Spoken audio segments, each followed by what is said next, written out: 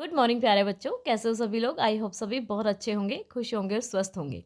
तो बच्चा, आपके टर्म 1 के एग्ज़ाम ख़त्म हो चुके हैं, तो चलिए टर्म 2 की तैयारी कर लेते हैं। तो आज से ही आपकी वर्कशीट फिर से आना स्टार्ट हो गई है। तो यहाँ पर हम करेंगे आपकी वर्कशीट नंबर 42। सब्जेक्ट इंग्लिश है, क्लास आपका 10th है और ये वर्कशीट है 13 दिसंबर की। तो चैप्टर है आपका फर्स्ट फ्लाइट बुक का ग्लिम्पसेस ऑफ इंडिया। इसमें से हम a baker from Goa chapter पढ़ेंगे। तो आप क्या करेंगे, अपनी एनसीईआरटी की बुक उठाएंगे, उसमें से ये वाला चैप्टर खोलेंगे और इसको पढ़ेंगे। काफ़ी अच्छा चैप्टर है, जो डिफ़िकल्ट वर्ड लगेंगे आपको तो आप मुझसे कमेंट बॉक्स में पूछ सकते हैं, या कोई भी डाउट है तो आप पूछ सकते हैं। तो चलिए स्टार्ट करते हैं आपकी वर्कशीट को। यहाँ पे आपको देखो, जैसे कि आपको पता है कि आपका टर्म 1 के जो एग्ज़ाम रहे हैं वो एमसीक्यू बेस्ड रहे हैं, ठीक है। एंड जो टर्म 2 के रहेंगे तो वो आपके थोड़े से डिस्क्रिप्टिव रहेंगे। अब अगर सिचुएशन नॉर्मल रहती है तो आपका डिस्क्रिप्टिव एग्ज़ाम होगा, यानी कि ऑब्जेक्टिव नहीं होगा। लेकिन अगर सिचुएशन नॉर्मल नहीं होती या फिर लाइक कोविड के केसेस बढ़ जाते हैं, तो उस केसेस में आपके एमसीक्यू बेस्ड भी रह सकता है पेपर, कुछ ऐसा जो है पेपर में आपके जो सीबीएसई गाइडलाइन है उसमें लिखा हुआ है। तो चलिए दोनों ही टाइप के क्वेश्चन की प्रैक्टिस आपको करनी होगी इस बार में। तो ध्यान से चैप्टर को पढ़ेंगे। चलिए, what we long for were those bread bangles which we choose carefully. तो यहाँ पे क्या होता है ना, एक गोवा में ना मतलब गोवा में ना जो बेकर होते हैं, लाइक जो ब्रेड वगैरह बनाते हैं, वो बहुत फेमस होते हैं उस टाइम पे। तो ये जो छोटे छोटे बच्चे होते हैं ना, तो जब वो लेकर आता है लाइक अपने जो ब्रेड बेचने वाला होता है, तो वो टोकरी अपने सर पे रखा होता है, हाथ में उसकी एक डंडी होती है, ठीक है, वो जो बैम्बो स्टिक होती है, और उसको वो जब ज़मीन पे मारता है तो उसमें से झांग झांग की साउंड आती है।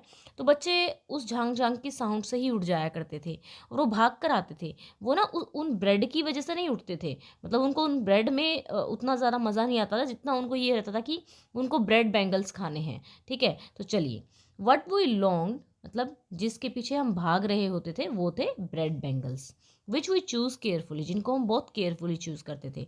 सम time it was sweet bread और स्पेशल मेक, और कई बार जो ये स्पेशली जो बनाया जाता था स्वीट ब्रेड, उसके लिए भी।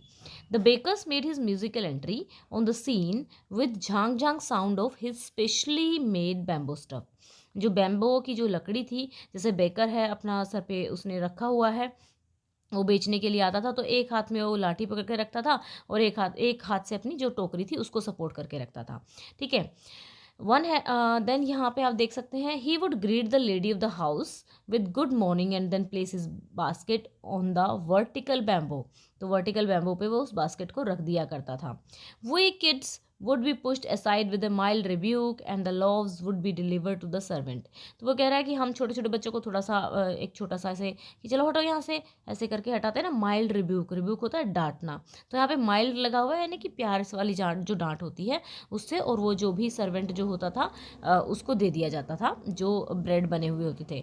But we would not give up, हम भी ना मतलब इतने शैतान थे कि हम भी इस चीज़ से पीछा नहीं छोड़ते थे। हम भी उसके जो we would climb a bench और on the parapet and the peep into the basket, और हम लोग भी मतलब कुछ ना कुछ करके अपना क्या करते थे, बेंच पे चढ़ के या पारपेट पे चढ़ के हम क्या करते थे, उसकी पीप होता है झाँकना, हम उसकी बास्केट में झाँकते थे। Somehow I can still recall the typical fragrance of those loaves. और किसी न किसी तरीके से मुझे आज भी मतलब जब मैं ये चैप्टर जब लिखा जा रहा है तब भी उसको जो उन लोहाव्स की जो फ्रेगनेंस थी, जो ऑथर होते हैं उनको याद होती है। Loaves for the elders and the bangles for the children, ठीक है। तो चलिए, व्हाट प्रोड्यूस द झांग झांग साउंड, तो ये आपको बताना क्या चीज़ झांग झांग साउंड प्रोड्यूस कर रही थी। तो जो थर्ड साउंड देखो, bell on the bamboo pole, तो हमारे पैराग्राफ में ये नहीं कहा गया कि कोई बेल वहाँ पे लगी हुई थी, ठीक है।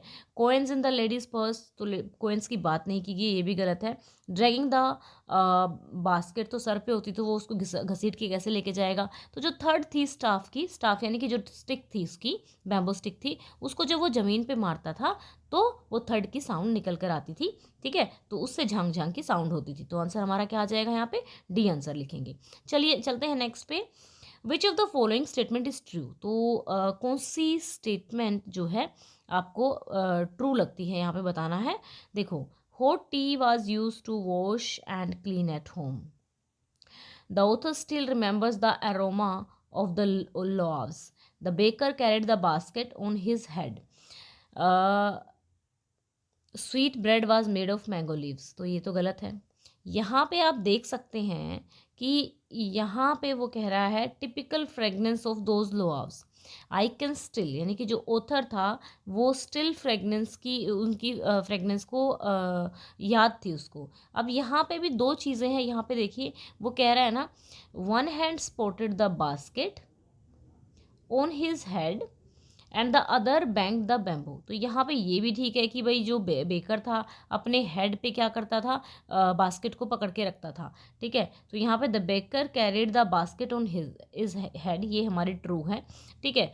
वैसे तो the author still remembers the aroma of the loaves, ये भी ट्रू है। तो दोनों ही इसमें स्टेटमेंट में ट्रू है, तो बट यहाँ पर मैं आंसर सी लगा रही हूँ, ठीक है। चलिए नेक्स्ट पे चलते हैं। Choose one word that is similar in the meaning to rebuke, ठीक है। रिब्यूक जैसे रिप्रिमाइंड, ठीक है, ये होता है डांटना, सिमिलर है ये आपका रिब्यूक का। ओके बच्चा, तो अब हम चलते हैं नेक्स्ट पे। तो यहाँ पे आपका सेकंड क्वेश्चन दिया हुआ है। फर्स्ट क्वेश्चन में हमने एमसीक्यू किए हैं। Why did the children rush out when the baker arrived at their house. Children भागे हुए क्यों आते थे जब बेकर आता था? तो उनको क्या चाहिए होता था? उनको लॉव्स नहीं चाहिए होते थे, उनको ब्रेड बैंगल्स चाहिए होते थे, उसके लिए वो भागे आते थे। Children used to rush out to get their favourite bread bangles and some time it was for sweet bread of a special make. Okay, चलते हैं नेक्स्ट क्वेश्चन पे। नेक्स्ट क्वेश्चन में पूछा गया है कि what different thing does a pader make for special occasion. What is the significance of this food items in the Goan way of life. ये कह रहा है कि जो डिफरेंट डिफरेंट ओकेजन पे जो बेकर होता था वो क्या बनाते थे और ये क्या सिग्निफिकेंस रखते थे उसके लिए। तो देखो, इन मैरिज में क्या होता था, the sweet bread known as a bol was popular, ये बहुत पॉपुलर था। The lady of the house must prepare sandwich, जो लेडी होती थी हाउस की वो sandwich on the occasion of her daughter engagement. Cake and bolinhas, cake and bolihans are must for Christmas as well as other festival. Thus the presence of जो baker होती थी furnace की village में बहुत ही इंपॉर्टेंस रखती थी, ठीक है बच्चा। सेकेंड, ये थर्ड क्वेश्चन का आंसर हो गया। अब चलते हैं फोर्थ का। अब वो कहता है कि जब बच्चे उठकर आते थे तो उनको चिंता नहीं होती थी बिल्कुल कि भी उनको अपने ब्रश भी करनी है दांतों को, उठते थे और आते थे और भाग के उन ब्रेड बैंगल्स को खा जाते थे। The tiger never brushed his teeth, who is being compared with the tiger and why. तो यहाँ पे किसको कंपेयर किया गया है? तो यहाँ पे क्या है, who is being compared with the tiger. तो किसको यहाँ पे कंपेयर किया गया है? यहाँ पे बच्चों को कंपेयर किया गया है टाइगर से, ठीक है। चिल्ड्रन आर यहाँ पे लिखेंगे, एक लाइन मैंने छोड़ दिया है एक सेकंड के लिए। तो यहाँ पे आप लोग आंसर लिखेंगे, children were compared with tiger because they were as carefree as tiger. जिस तरीके से जो टाइगर होता है, सबसे पहले तो पूछा गया कि किसको कंपेयर किया गया है, तो चिल्ड्रन को टाइगर के साथ कंपेयर किया गया है, ठीक है।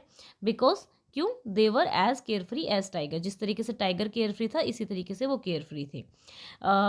दे सम टाइम थॉट, मतलब अगर आप और बड़ा इसको आंसर लिखना चाहते हो, अदरवाइज इतना एक लाइन भी काफ़ी है, लेकिन यहाँ पे 40 to 50 वर्ड्स में बोला हुआ है तो थोड़ा सा बड़ा हमें आपको आंसर अपने आंसर को करना होगा। तो यहाँ पे देखो बच्चा, यहाँ पे बताया हुआ है कि दे चिल्ड्रन जो थे वो समटाइम ये सोचते थे यार कौन ट्रबल लेगा, मैंगो लीफ को तोड़ के लाएगा, उससे टूथब्रश बनाएगा, टूथ ब्रश करेगा।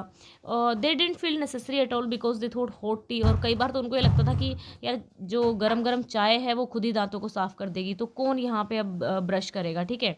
तो ये था यहाँ पे, ठीक है ना। तो ये आंसर आप लिखेंगे। अब चलते हैं हम नेक्स्ट क्वेश्चन पे, ठीक है। लास्ट क्वेश्चन है हमारा। तो चलिए लास्ट क्वेश्चन में है चूज द करेक्ट ऑप्शन।